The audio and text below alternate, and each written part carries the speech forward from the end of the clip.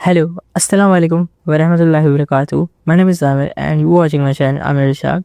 Basically मेरे channel की first video है टाइम वैल्यू ऑफ फनी, जो कि रेट और रिटर्न्स का एक सब टॉपिक है। और रेट और रिटर्न्स के अंदर टोटल 7 टॉपिक्स आते हैं जो कि आप इस प्लेलिस्ट के अंदर देखेंगे। और रेट और रिटर्न्स जो क्वांटिटेटिव मेथड्स के अंदर आता है और ये पूरे की पूरा एक मॉड्यूल है। सो ये सारी बातें हम बाद में डिस्कस करेंगे। So let's begin. तो ये फाइनेंस का काफ़ी फंडामेंटल और इम्पोर्टेंट कॉन्सेप्ट है जिसका नाम है टाइम वैल्यू ऑफ मनी। ये कॉन्सेप्ट आपके CFA एग्ज़ाम्स के लिए भी ना काफ़ी ज़्यादा इम्पोर्टेंट होगा और साथ में पर्सनल फाइनेंशियल डिसीजंस में भी एक अहम रोल प्ले करता है। ठीक है, शुरू करने से पहले मैं आपसे एक सिंपल सा सवाल पूछता हूँ। अगर मैं आपको दो ऑप्शंस दूँ कि आप मुझसे 1 लाख रुपीज़ आज ले लें या फिर आप मुझसे 1 लाख रुपीज़ ठीक 1 साल बाद लें, आप क्या चूज़ करेंगे? एग्जैक्टली आप सब चूज़ करेंगे कि 1 लाख रुपीज़ आज, लेकिन क्यों? अमाउंट तो सेम है। इसी क्यों का जवाब देता है टाइम वैल्यू ऑफ मनी। इस कॉन्सेप्ट को आज हम स्टडी करने वाले हैं काफ़ी ज़्यादा डिटेल में। So let's begin.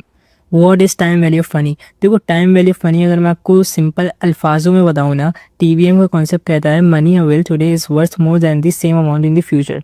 यानी आज आपके पास जो पैसा है उसकी वैल्यू फ्यूचर में मिलने वाले पैसे से ज़्यादा है। आप पूछेंगे सर ऐसा क्यों? इसकी वजह है उस पैसे की अर्निंग पोटेंशियल जो आपके पास अभी है। आप उसको कहीं भी इन्वेस्ट कर सकते हो, लाइक स्टॉक्स, क्रिप्टो, बैंक्स या किसी भी बिजनेस में। उस इन्वेस्टमेंट से आप प्रॉफिट या इंटरेस्ट कमा सकते हो। आई नो इंटरेस्ट इज़ हराम, बट या यू कैन मेक। इसलिए आज के $1000 कल के $1000 से ज़्यादा वैल्यूएबल है, even without inflation. Inflation is a different side topic जिसको हम बाद में कवर करने वाले हैं। यही टाइम वैल्यू ऑफ मनी का कोर आइडिया है। Money can grow over time through investment. Basically time value of money total 3 concept के ऊपर बेस्ड है। Number 1 is required rate of return. ये वो मिनिमम प्रॉफिट है जो आप किसी भी इन्वेस्टमेंट से एक्सपेक्ट करते हो minimum.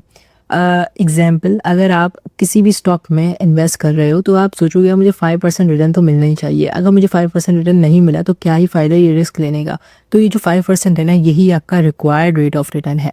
Number 2 is discount rate. ये थोड़ा टेक्निकल है बट आसान है। ये वो रेट है जिसे यूज़ करके हम फ्यूचर कैश फ्लोज की वैल्यू आज यानी प्रेजेंट वैल्यू में निकालते हैं। फॉर एग्जांपल, अगर डिस्काउंट रेट 5% है ना, तो आज अगर आपके पास $1000 है तो उस $1000 की ठीक 1 साल बाद जो वैल्यू होगी, अगर डिस्काउंट रेट 5% है तो उसकी वैल्यू होगी अराउंड $952। तो इसको हम कहते हैं डिस्काउंट रेट और उसकी कैलकुलेशन हम आगे सीखेंगे। अब जनरली जो डिस्काउंट रेट होता है ना, वो हम जैसे पीपल्स यूज़ नहीं करते, वो यूज़ करते हैं बैंक्स। मतलब कि बड़े बैंक्स और छोटे बैंक्स आप कह सकते हो। इन पाकिस्तान बड़े banks is be like state bank of Pakistan और छोटे banks is be like Habib, Meezan, alpha, UBL जो भी है। ठीक है, तो अगर स्टेट बैंक ऑफ पाकिस्तान देता है ना और इशू करता है हर ईयर कि यार ये डिस्काउंट रेट है अराउंड दिस, तो वो डिस्काउंट रेट जाते हैं बैंक्स को, प्राइवेट बैंक्स को। और प्राइवेट बैंक्स हमें देता है लोन उस डिस्काउंट रेट के ज़रिए, और जो वो डिस्काउंट रेट इम्प्लीमेंट करते हैं तो उसकी जो कैश फ्लोस यानी मनी की जो वैल्यू होती है वो डिक्रीज हो जाती है। काफ़ी ज़्यादा डेप्थ में कॉन्सेप्ट है बट हम इसके थोड़े बेसिक ही जानेंगे। Number 3 is opportunity cost. ये मेरा फेवरेट कॉन्सेप्ट है क्योंकि अपॉर्चुनिटी वो प्रॉफिट या फ़ायदा है जो आपने खो दिया। मतलब कि आपके पास पैसे थे बट आपने स्पेंड कर दिए किसी भी जगह। फॉर एग्जाम्पल, अगर आपको $5 है आज और आपने वो किसी भी गैजेट के ऊपर इन्वेस्ट कर दिए, बट अगर आप वो इन्वेस्टमेंट, वो मनी किसी और जगह इन्वेस्ट करते लाइक स्टॉक्स, बैंक्स, तो वो शायद से आपके $5 ठीक 1 साल बाद 50 या तो $100 बन जाते। अब आते हैं सबसे इंटरेस्टिंग पार्ट, कैलकुलेशंस पे। टाइम वैल्यू ऑफ मनी में 2 मेन चीज़ें कैलकुलेट की जाती है। नंबर 1 इज़ फ्यूचर वैल्यू और नंबर 2 इज़ प्रेजेंट वैल्यू। देखो, फ्यूचर वैल्यू का मतलब है आपके आज की पैसों की वैल्यू फ्यूचर में क्या होगी। इसका एक स्पेसिफिक फार्मूला जो है आपको स्क्रीन पे दिख रहा होगा। यहाँ पर बेसिकली PV रिप्रेजेंट कर रहा है प्रेजेंट वैल्यू को, R रिप्रेजेंट कर रहा है इंटरेस्ट रेट को, T रिप्रेजेंट कर रहा है टाइम को। देन आप डेटा को पुट कर दो और यहाँ पर अपना आंसर निकाल सकते हैं। और बात करते हैं अगर हम प्रेजेंट वैल्यू की, तो प्रेजेंट वैल्यू सेम इसका उल्टा है। इसका मतलब है फ्यूचर में मिलने वाले पैसों की वैल्यू आज क्या होगी। सेम डेटा है, फॉर्मूला थोड़ा डिफरेंट है, आगे पीछे है, इसको भी आप डेटा के हिसाब से पुट करके अपनी वैल्यू निकाल सकते हो। अब बात करते हैं रियल वर्ल्ड एप्लीकेशन की। चलो मान लो फॉर एग्जांपल दोबारा से आपके पास $1000 है। आपके पास 2 डिसीजन है। फर्स्ट, इन्वेस्ट करना। अगर आप इन्वेस्ट करते हो तो ठीक 5 ईयर्स बाद इसकी वैल्यू होगी अराउंड $1300।